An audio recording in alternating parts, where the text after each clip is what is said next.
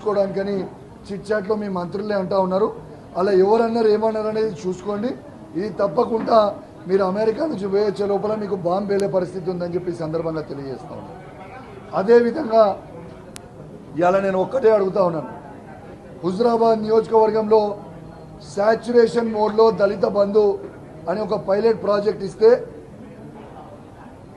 రెండో విడత దాదాపు 5,000 మందికి రెండో విడత ఇవ్వాలి.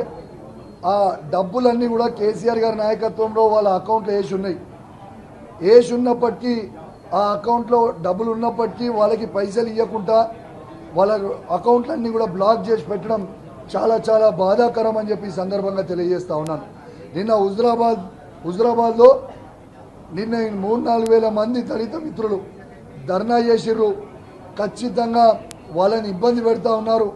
నేను ఒక్కటే అడుగుతా ఉన్నాను, ఈ ప్రభుత్వానికి వీళ్ళ మేనిఫెస్టోలో కేసీఆర్ గారు దళిత బంధు 10 లక్షల రూపాయలు ఇస్తారు కదా, మేము 12 లక్షలు ఇస్తామని చెప్పారు. మరి అది ఎందుకు ఇస్తలేరు? ఆ 12 లక్షలు ఇచ్చుడు దేవుని గారుగా కానీ ఉన్న డబ్బులు మాత్రం మీరు రిలీజ్ చేస్తలేరు. దయచేసి మిమ్మల్ని రిక్వెస్ట్ చేస్తూ ఉన్నాను, డిమాండ్ చేస్తూ ఉన్నాను, వెంటనే ఆ దళిత బంధు రెండో విడత హుజురాబాద్ నియోజకవర్గంలో రిలీజ్ చేయాలి.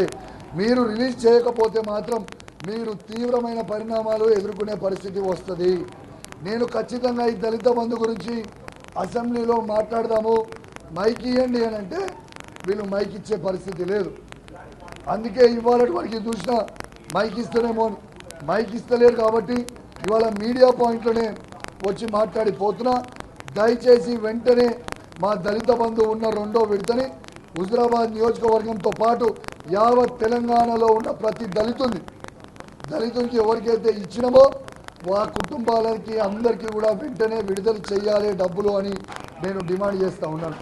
అదేవిధంగా మొన్న హుజురాబాద్ నియోజకవర్గంలో ఒక 15-20 రోజుల క్రితం ఫ్రూట్ షాప్ని మేజర్ ఫ్రూట్ షాప్ హుజురాబాద్ టౌన్లో మేజర్ ఫైర్ యాక్సిడెంట్ హుజురాబాద్లో అయింది. ఆ మేజర్ ఫైర్ యాక్సిడెంట్ అయితే కనీసము దాదాపు ఒక్కొక్కరు పాపము 1,50,000 నుంచి 2 లక్షల రూపాయల స్టాక్ తీసుకొని వస్తే తెల్లారి ఏకాదశి ఉండే షార్ట్ సర్క్యూట్ అయ్యి ఫైర్ యాక్సిడెంట్ అయింది. ఇవాళ దాకా కూడా ప్రభుత్వం దాని మీద స్పందించలేదు. ఒక బాధ్యత కలిగే ఎమ్మెల్యేగా నా జీతం నుంచి 4,10,000 రూపాయలు వాళ్ళకి నేను డైరెక్ట్గా ఒక్కొక్కరికి 10,000 రూపాయల లెక్క ఇచ్చిన, 1,00,000 రూపాయలు పెట్టి షెడ్లు వేయించిన. కానీ నేను అడిగే రిక్వెస్ట్ ఏంది ప్రభుత్వాన్ని అంటే, నేను డిమాండ్ చేస్తూ ఉన్నాను, దయచేసి ఒక్కొక్క షాప్ వాళ్ళు కనీసం 1,00,000 రూపాయల కాంపన్సేషన్ మనం వాళ్ళకి ఇవ్వాలని నేను డిమాండ్ చేస్తూ ఉన్నాను. ఎందుకంటే వాళ్ళందరూ కూడా పాపం చిరు వ్యాపారాలు చేసుకునే వ్యక్తులు, దయచేసి వాళ్ళకి ఆదుకోవాలి వాళ్ళని నేను ఈ ప్రభుత్వాన్ని డిమాండ్ చేస్తూ ఉన్నాను. ఇంకా అన్నిటికంటే ఇంపార్టెంట్ పాయింట్ కూడా ఒకటి, నా హుజురాబాద్ నియోజకవర్గంలో ప్రెస్ మిత్రులకి నేను ప్లాట్స్ ఇవ్వడం జరిగింది. దయచేసి మా హుజురాబాద్ నియోజకవర్గంలో ఉన్న ప్రెస్ మిత్రులకు ఇచ్చిన ప్లాట్స్ని కాంగ్రెస్ వాళ్ళే కేసులు వేయించి ఇలా ఆపుతా ఉన్నారు, ప్రెస్ మిత్రులని ఇబ్బంది పెడతా ఉన్నారు.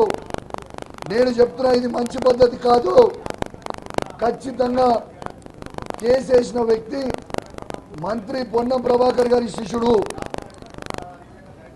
పొన్నం ప్రభాకర్ గారు, మీకు నా మీద కోపం ఉంటే నా మీద తీర్చుకోండి, కానీ మీరు మీ శిష్యులతోని కేసు వేయించి ప్రెస్ మిత్రులను ఇబ్బంది పెట్టడం మాత్రం మంచి పద్ధతి కాదు అని చెప్పి నేను మంత్రి గారు కూడా చెప్తా ఉన్నాను.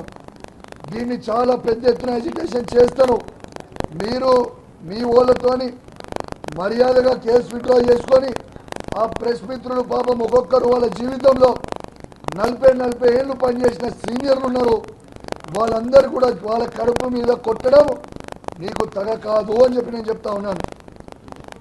చాలా కష్టపడి కేసీఆర్ గారిని ఒప్పించి ప్రెస్ మిత్రులకి అందరికీ కూడా ఇవాళ హుజురాబాద్లో ఇస్తే ఇట్లా ఇబ్బంది పెట్టడం మాత్రం మంచి పద్ధతి కాదని తెలియజేస్తూ, ఖచ్చితంగా మళ్ళొక్కసారి చెప్తున్నా, ఆ ప్రెస్ మిత్రులందరినీ కూడా ఖచ్చితంగా వెంటనే ఆ ప్లాట్ను రిలీజ్ చేయాలని చెప్పి నేను డిమాండ్ చేస్తూ సెలవు తీసుకుంటా ఉన్నాను.